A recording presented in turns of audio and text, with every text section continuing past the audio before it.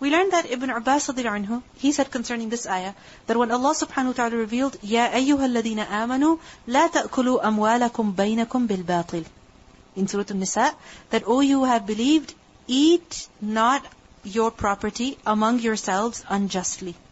Meaning, do not consume one another's property unjustly. So when this ayah was revealed, the Muslims said that Allah has forbidden us to eat up our property among ourselves unjustly. And the food is best property. So it is not permissible for anyone among us to eat at the house of anyone else. Obviously that would be without permission.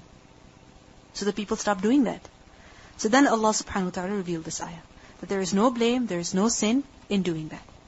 But again, as I mentioned to you, it must be in an approved manner. And what does it mean by approved manner?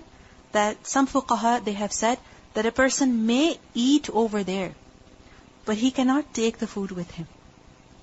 You understand? Like for example, you go, there's some fruit, you have it. Now you open up the cabinet and you find a packet of chips. And like, wow, nice. So you take it and you walk out. Can you do that? No, you can't. Even if it's your parents' house and you're not living over there, but you can't just do this, that you go and open up the pantry and see, okay, what can I take home with me? And you take all the goodies, and your sister who still lives with your parents, she's wondering, where did all that stuff go? You can't do that. You can eat over there, but you can't take it with you. This is one rule. Similarly, for example, you go to your friend's house. She's invited you over. Now, people are served dinner, you have dinner, and then you just go bring a container from the kitchen and you start pouring food for yourself to take home with you. This is not appropriate. Unless obviously she's told you to do that. You can't just start packing up food by yourself so that you don't have to cook the next day. No. You can't do that. This is one rule. Secondly, whatever a person does eat without permission, the amount of that food and the type of that food should also be reasonable. You understand? Like for example, as I mentioned to you, if it's out on the table, eat it. Don't eat everything. Eat a little bit, whatever is necessary. And if you want to eat more, then you can take permission. Type, like for example, something has been prepared exclusively for someone. Like for example, it's possible that they have a child. And for that child, they have this very nice baby cereal. Some people like baby cereal. You start having that. And when the child becomes hungry, the mother is looking for the baby cereal and she can't find it anywhere. Because you had it all. Similarly, there's food in the fridge.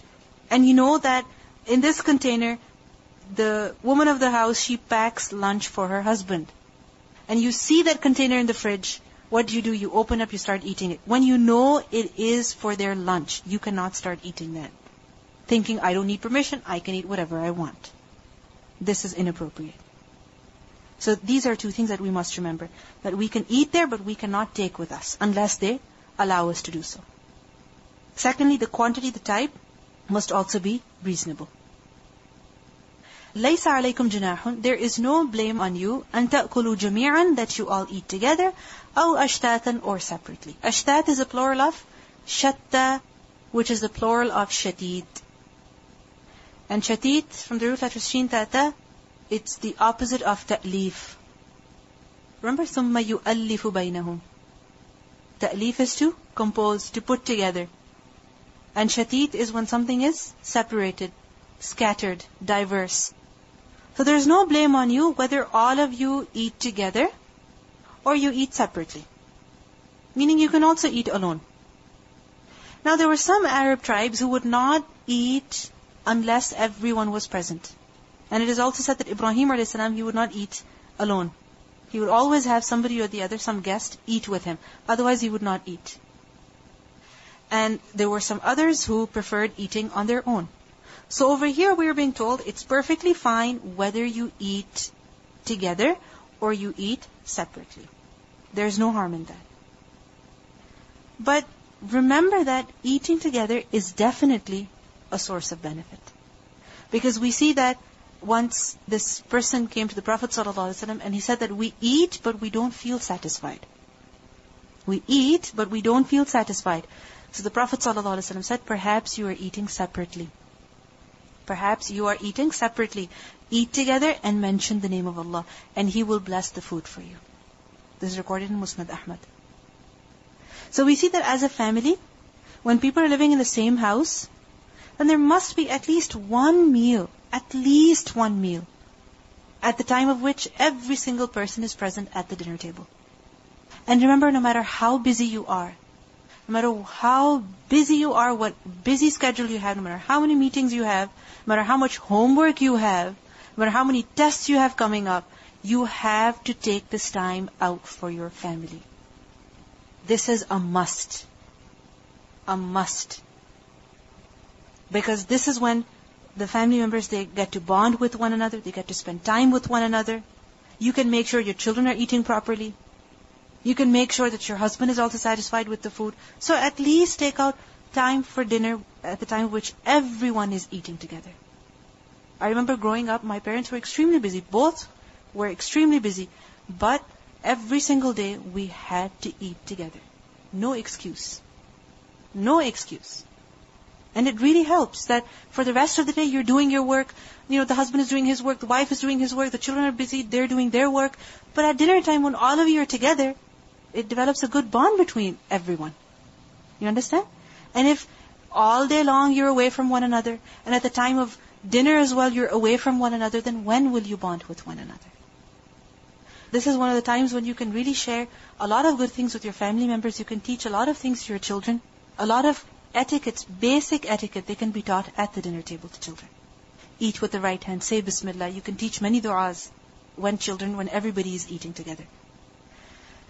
And also this command shows to us that there's no blame on you if you eat together or you eat separately. Now there are certain times when, you have no choice but to eat separately. Like for example, it's possible that you have to leave very early and your husband perhaps has to leave late, or he has to leave very early and you leave late. So it doesn't mean that you must eat together at the same time. There's no blame.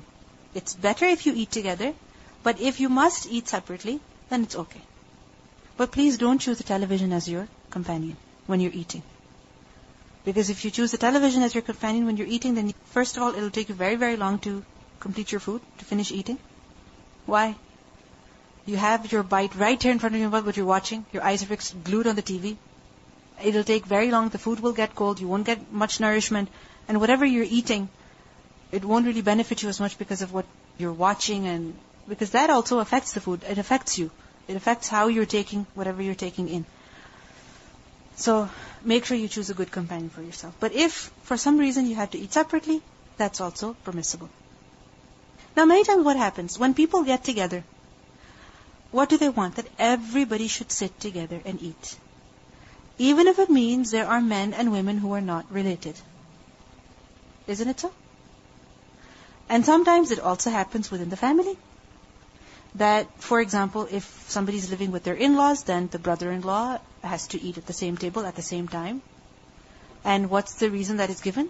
Eating together brings barakah. Yes, it does bring barakah, but not when the hudud of Allah are being violated. So yes, we have been given the allowance. Wherever it is suitable, eat together. Wherever it's not suitable, don't eat together. Wherever the situation allows you, eat together. Wherever the situation does not allow you, eat separately. No haraj, no blame. We have been given this choice because situations change. So far, what have we learned in this ayah?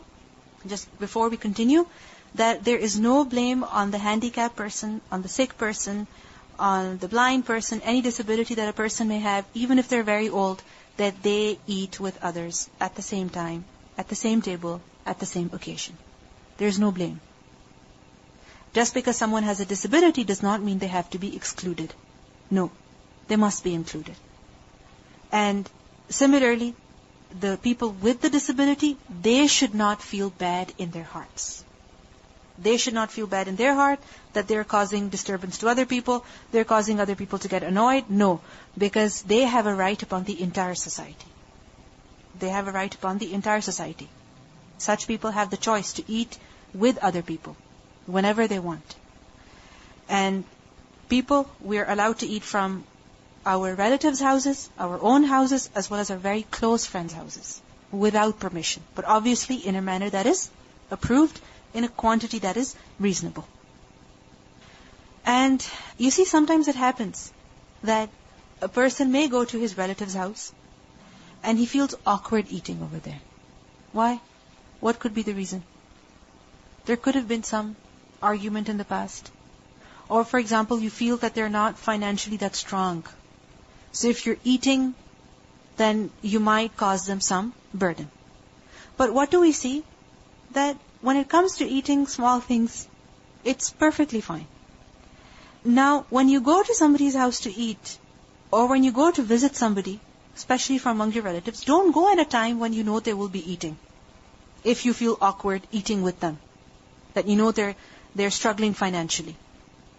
That, for example, you walk in at the time when everybody's eating, you know it's dinner time, you know this is the time that they give supper to their children, and you walk in at that time, and then you feel awkward that the dinner that they have is only sufficient for the family. If you start eating, other people won't be able to eat properly. Don't go at such a time. Or when you have to go, then eat moderately. Don't eat everything. And when you go and eat, then don't go on making requests. Can you make this for me? Can you bring me some yogurt? Can you make me some salad? Can you get me some dessert? No. They didn't invite you for dinner. Right? And if they are being very hospitable, that they're making you eat, then if they had yogurt, they would have given it to you.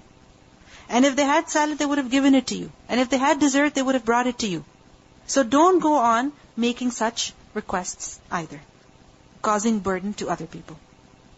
Sometimes it happens that you go to somebody's house, they've invited for dinner, and you start making such demands that, no salad today? No appetizers? No dessert? If they had it, they would have brought it.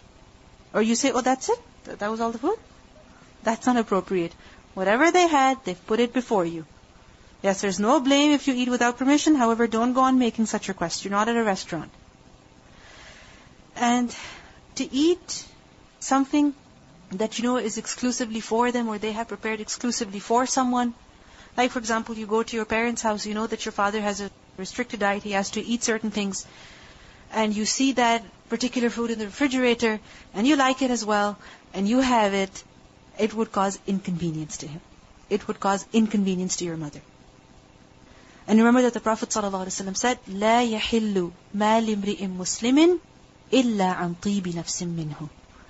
That the wealth of a Muslim is not permissible for another except by his approval. Okay? عن طيب نفس منه. That طيب نفس is like the approval from the heart, satisfaction from the heart. So unless the other is okay, you're not allowed to take his stuff. You understand? Now, for example, you're sitting in the cafeteria with your friend. You're very good friends with her. She's opened up her lunchbox. She has a very nice salad. And if you have that relationship where you can eat some of it without her permission, it's okay.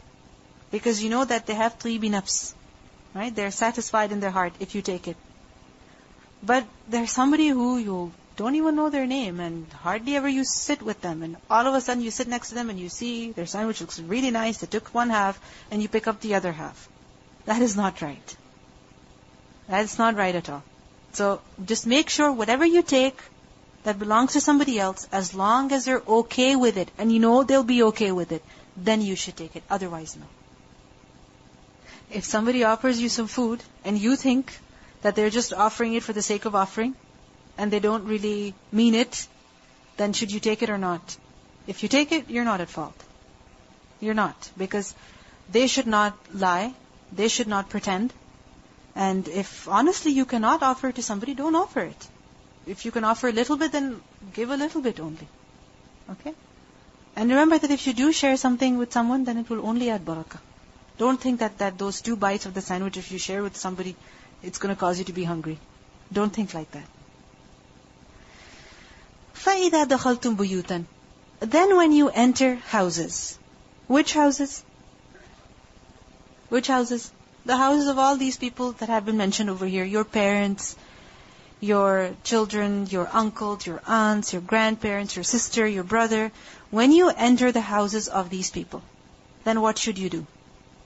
فَسَلِّمُوا عَلَىٰ أَنفُسِكُمْ. Then you should greet yourselves. Send salam upon yourselves. What does it mean by that? Send salam on yourself? ala anfusikum. That when you say salam to the other person, what does that bring? Salam for you. When you say assalamu alaikum, what are you going to receive? Wa alaikum assalam. So fasallimu ala anfusikum, meaning say salam when you enter.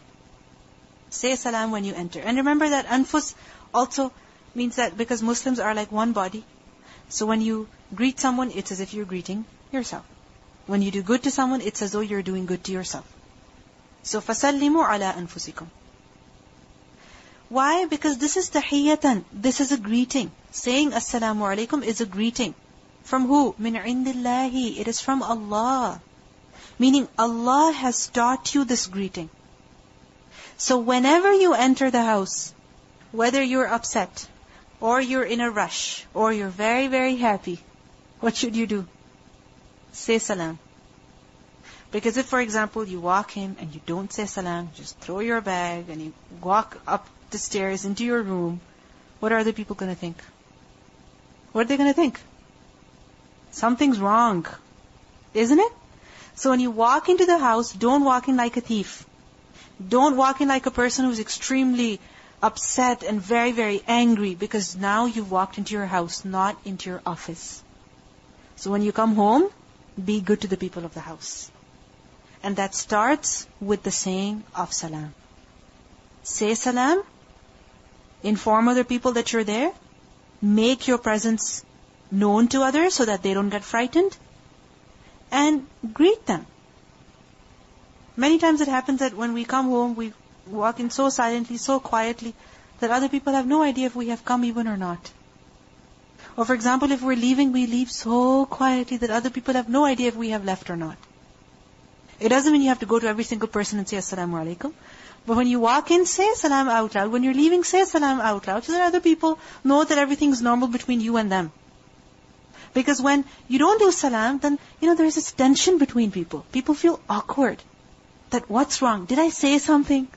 Did my, reaction upset them in some way? What happened now? Why are they upset with me? And many times it happens that, for example, if girls are living with their in-laws, then they don't practice such things. And many times it causes tension between relationships. So if you start just this one thing, when you walk in, say salam out loud. When you go out, say salam out loud. It's going to create a lot of peace in the family. So فَسَلِّمُوا عَلَىٰ أَنفُسِكُمْ تَحِيَّةً مِّنْ عِنْدِ اللَّهِ. This is a greeting that is from Allah, meaning Allah has taught you. It is said that when Allah subhanahu wa ta'ala created Adam alayhi salam, and He breathed into him the ruh, the first command that He gave to Adam alayhi salam was to say salam to the angels. So this is tahiyyah from who? Min indillah. It is from Allah. And when a person says salam to the other, he is greeting the other. How? That he is praying for salam and barakah from who? Allah subhanahu wa ta'ala. That assalamu alaikum, meaning the peace be upon you from who? From Allah subhanahu wa ta'ala. And this tahiyyah, it is very, very special.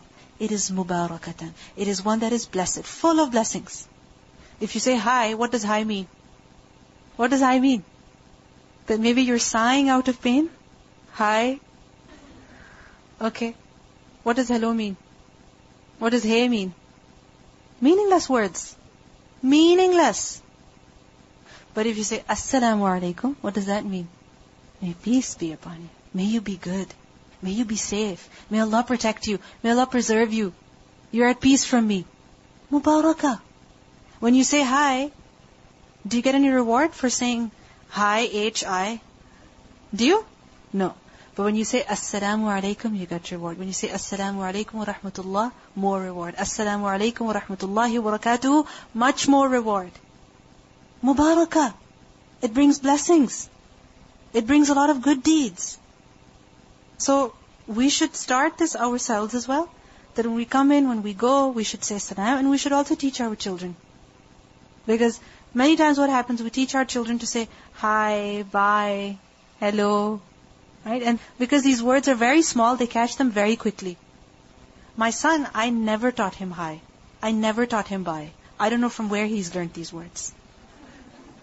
I don't know from where. Perhaps from other people, or sometimes just people say hi, bye, or hello on the phone, and with that he's caught it, and perhaps the words are very small, it's easier to pronounce. But still, what should we do every time the children say hi, bye? Say assalamu alaikum as well. Although the word is difficult, it's longer, eventually they'll catch it. They should realize that this is the main word that we use. So tahiyyatan min indillah mubarakatan. And it's tayyiba. It's one that is good. It's pleasant. That the person who receives the salam, he gets happy. It cleans the relationships. It cleanses the heart. And when you say it, you get reward as well. كَذَلِكَ يُبَيِّنُ اللَّهُ لَكُمُ الْآيَاتِ لَعَلَّكُمْ تَعْقِلُونَ. Thus does Allah clarify to you the ayat so that you can understand. Meaning these ayat, these commands, He has clarified to you so that you can reason. You can use your mind. You can understand. And remember that it's a part of Iman to say salam as well. The Prophet ﷺ said, لا تدخلون الجنة حتى تؤمنوا. You can never enter paradise until you believe. ولا تؤمنوا حتى تحابوا. And you will never believe until you love one another. أولا أدلكم على شيء إذا فعلتموه تحاببتم. Should I not tell you about something that if you do it, you will love one another? And what is that? أفشوا السلام بينكم. Spread the salam between yourselves. Spread the salam between yourselves. That it should become common. When you see one another, when you look at one another, don't just pass on pretending you didn't look at the other person when you really saw them and they saw you. Say salam. Sometimes I'm so surprised. You see people in class and you see people outside of class. Same individuals. Outside of class, it's as if they don't know you. They have no idea about who you are, if you have any relationship with them, anything at all. And they pass by you without saying salam, without even looking at you. This is very wrong. Afshu salama bainakum. Spread salam amongst yourselves. When you see one another in the cafeteria, when you see one another in the corridor, in the hallway, in the bookstore, upstairs, downstairs, outside, say salam. Afshu salama bainakum. And we see how Allah subhanahu wa ta'ala ends this ayah, that يُبَيِّنُ اللَّهُ لَكُمُ الْآيَاتِ لَعَلَّكُمْ تَعْقِلُونَ. That when a person understands these commands and he begins to implement them, that is a sign of what? His aql, his reason. Because there may be many people who are very intelligent. They may have big degrees, big certifications, very successful. Even when saying the salam, you have to use your aql. You have to use your intellect. How? Like for example, if you walk into the classroom, the class is going on, you're not going to say assalamu alaikum out loud to everybody. You have to use your aql. Right? Similarly, if there's a meeting going on, if some people are having a private conversation and they're discussing something, you can't just go say salam out loud to them so that their entire meeting is disrupted. You walk into the house, people are sleeping, it's 2 o'clock in the night, you just came back from work or whatever, and you say salam out loud, everybody gets worried, what happened, what's going on? Be moderate. Say salam at that time, however, be moderate in your voice. So we see that when a person follows the commands that Allah subhanahu wa ta'ala has given, that shows his reason, that shows his aql. Because there may be many people who are very intelligent, who may have big degrees. However, what is it that shows the intelligence of a person? When he follows these commands. Especially these commands. That when he walks in, he says salam. When he goes out, he says salam. And he says salam in an appropriate manner. It shows that a person is using his mind. It shows that a person is conscious. That if you walk into the kitchen, there are 2 people sitting over there having their breakfast, and it's first thing in the morning, don't just walk in and pretend they're not there. If you have aql, if you have some reason, then that means you registered the people who were sitting at the table. And you remember the fact that you're supposed to say salam. So say salam.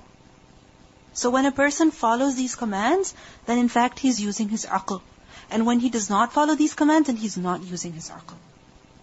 And these commands, when a person observes them, it leads to healthy relationships. It leads to better relationships. And if a person does not follow them, if a person does not observe them, then it leads to tensions. It leads to relationships that are not that healthy. That people are upset with one another. One person is angry, the other person is absolutely silent, the other person is very moody. And what's going on? We don't know. Why are you upset? I don't know. What's wrong with her? I don't know. And if you just break that silence with salam, perhaps it'll make a very good atmosphere over there. Perhaps you'll eat in peace, the other people will eat in peace as well.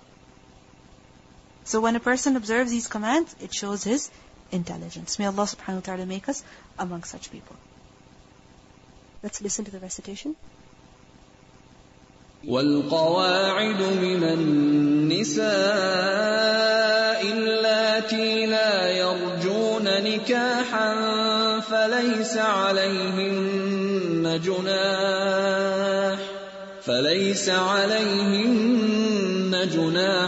أن يضعن ثيابهن غير متبرجات بزينة وأن يستعففن خير لهن والله سميع عليم ليس على الأعمى حرج ولا على الأعرج حرج ولا على المريض حرج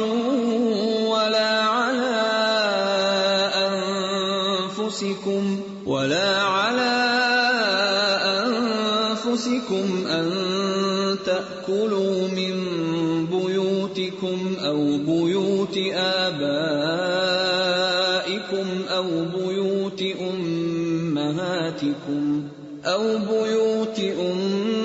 أمهاتكم أو بيوت إخوانكم أو بيوت أخواتكم أو بيوت أعمامكم أو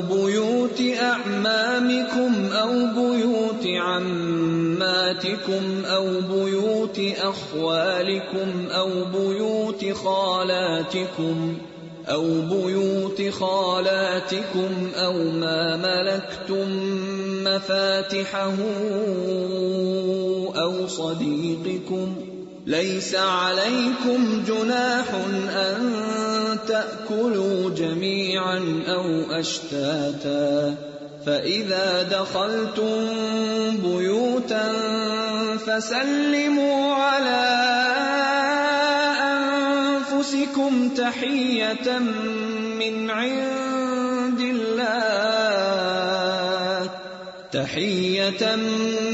عند الله مباركة طيبة كذلك يبين الله لكم الآيات لعلكم تعقلون